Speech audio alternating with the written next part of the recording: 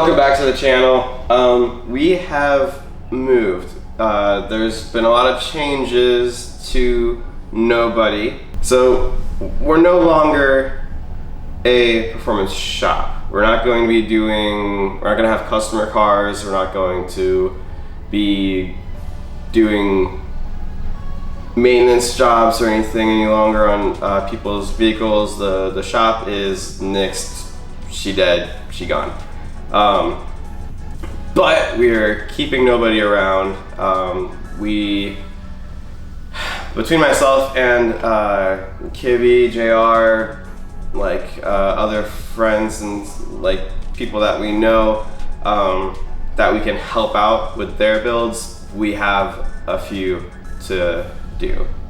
So instead we're going to be filming that, we're going to be filming us going out to track events, going to different motor parks and dragways and car meets and stuff. And I had a side project a while ago that I never got the chance to really start up, doing a kind of smaller rally kind of event monthly, and I will be getting that revamped and going up again as well, and so we'll be recording that whenever that happens too.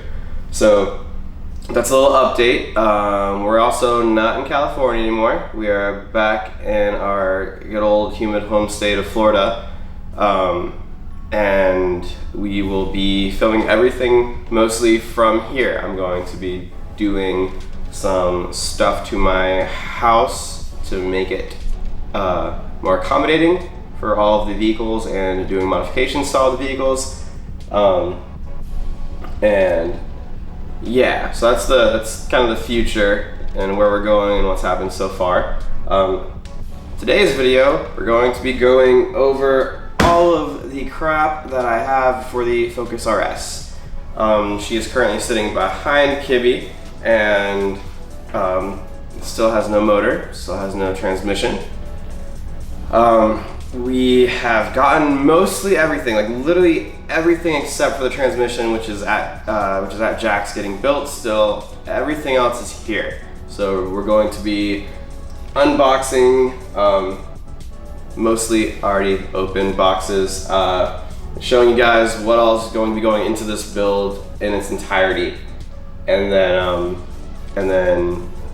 the next few videos will be us putting everything together as far as the motor goes. And then once the transmission gets in, we can throw that in and then get back with Tune Plus Inc. on getting her tuned and getting her finished up. So yeah. Okay, so first off, like I said, most of the stuff's already open because I am very impatient and I like seeing stuff.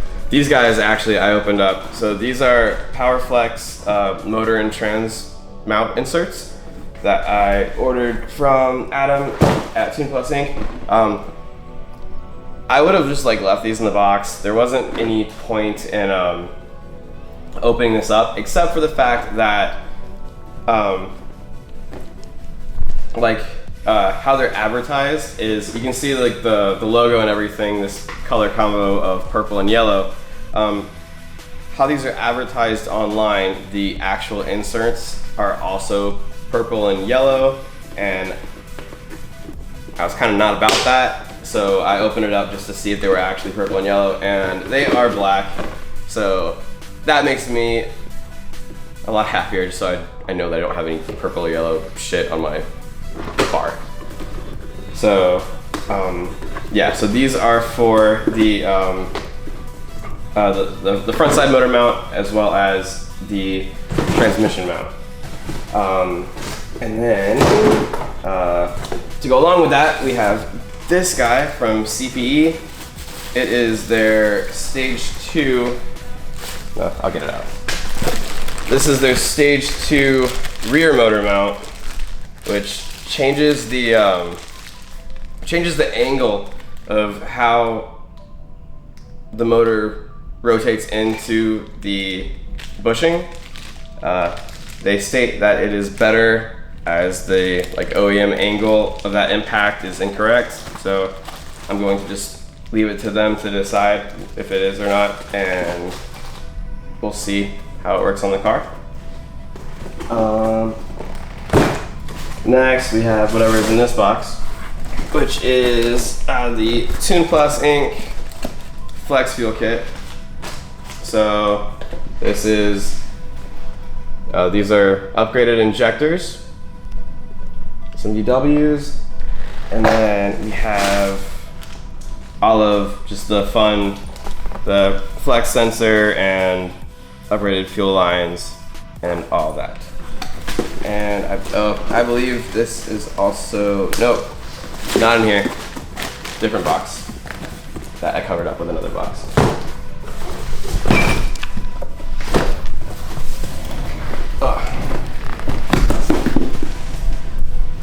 This is another part of that flex fuel kit, or it should be. It should be, yeah. So this is the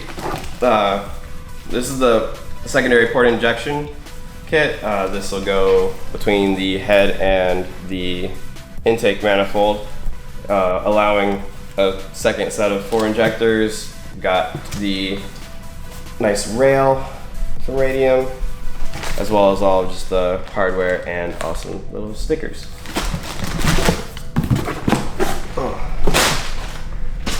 And this boy, I don't even remember. This is, okay, there you go. This is more Radium stuff. These are the, it's Radium's dual catch can setup for the PCV system for the Focus RS, as well as their like external oil baffling plate for the PCV system. So this dude right here is the Tune Plus Inc. Type Z bottom end. Exposed a little bit. Kitty, hold that. No, not that one. Hold that one. There we go. There you go. That's it. God dang. Beautiful. So yeah, that's the bottom end of a 4-cylinder motor. And then in here we have the Type Z head, which I believe Monday, we're filming on a Saturday by the way, Monday we will be getting into mating those boys and then putting all the OEM accessories on, which are in a box over there, and then slapping one part of this kit right here on. This is Tune Plus Inc.'s Zana Rotor Turbo Kit. Yeah, so this is turbo, it's like exhaust manifold knuckle for the turbo, because the exhaust manifolds are cast to the block on these boys, or the head on these motors. So it comes with the knuckle, turbo, all the piping you need for everything, all the lines you need for oil and coolant and everything. Comes with a downpipe, comes with like the longest dump tubes I've ever seen on any car. And then I also have, along with the kit, I also have, and I don't know which box is which, so I'm just saying, for the sake of this video, this is the turbo kit and this is the ETS race intercooler. Might not be the case, that might be a wrong box. They're about the same size, so you know. And then we also have Velocitex Ram mouth cold air intake.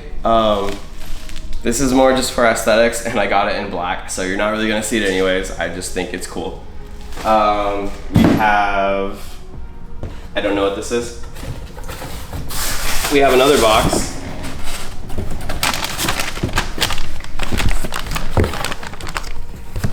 Hopefully this is, oh, okay. I believe this is, yeah, this is just all of the OEM, there's a timing guide, or tensioner.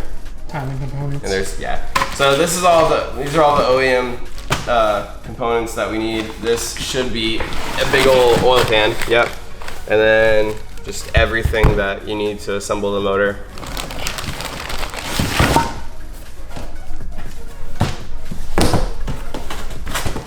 I don't remember opening that box. And lastly, we have this box, which is a bunch of E46 BMW parts.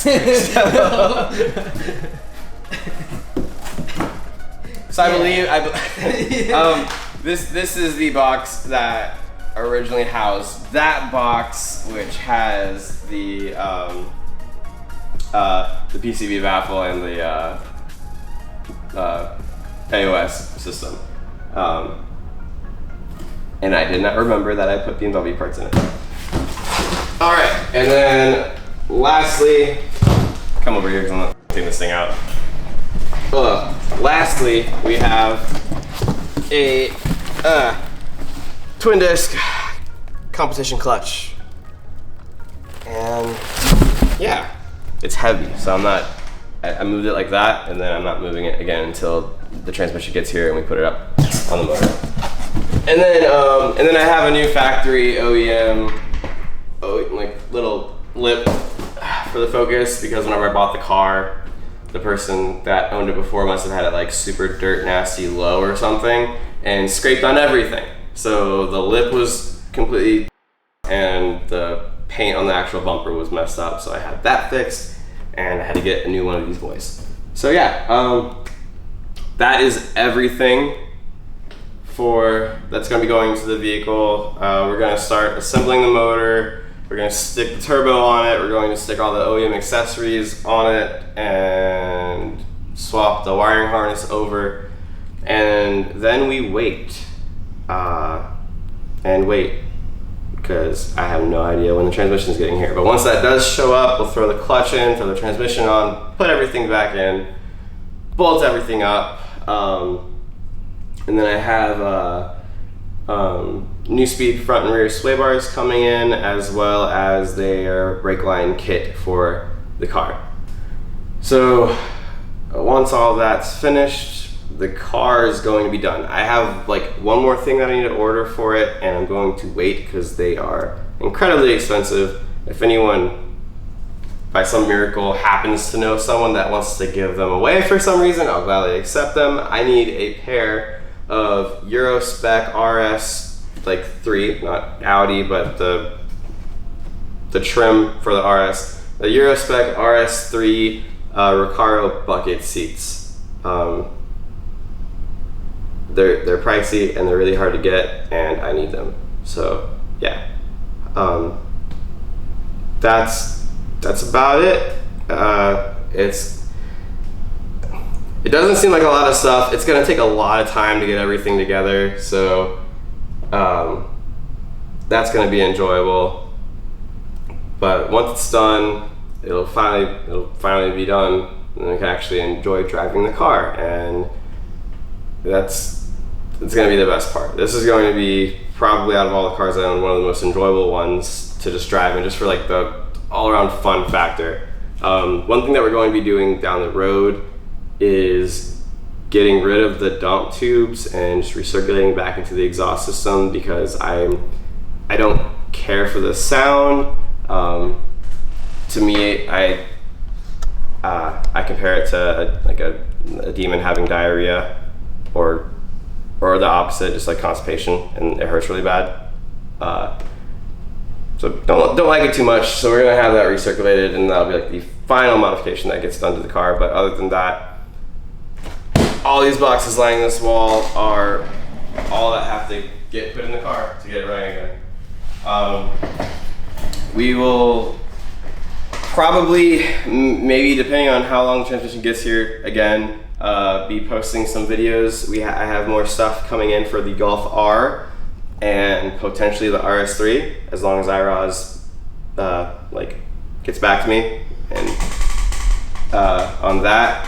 But yeah, so we will keep more content coming now that we've done our move and kind of reconfigured how we're going to be doing things around here. I'd also like to touch on like JR and his place and everything, because the shop is no longer a thing and we're not going to be working on customers' cars at that large of a scale or anything anymore. He is like technically no longer with nobody, but he's like one of my closest friends, and he's still going to be coming around and helping out a ton on the larger builds, like mostly getting this focus back together and everything. So after the focus is done, once that's finished, might see a little less of him, but still have plans on doing some fun things to his M5 and like keeping Poppy around. So without further ado, thank you guys for watching, and we will see you next time. Also, you guys just saw the RS3 and the Subaru and the Golf R and the M5 get off of a enclosed car hauler from California to Florida. The M3, the E46, as well as the Focus RS did not have that convenience, or what would the word be? Luxury of an enclosed car hauler. So they were on the back of a U-Haul on an open trailer, and this is what happens. She is a filthy mess. Ew. But she needs a paint correction and to get PPF and ceramic coated anyways. So I'm kind of letting it chill, so that whenever the wash does happen, for cinematographic, for video purposes, for video things, it'll be like really dynamic and exaggerated because of how dirty it is to how clean it becomes. So I'm leaving it, plus I don't want to like make it spotless and then have a bunch of sweaty guys hanging all over it trying to get the motor and transmission and all that stuff like buttoned up whenever the time comes. So yeah, she's dirty, but my good friend Justin is going to be taking care of her once we get her back up and running. So I'm not worried about it.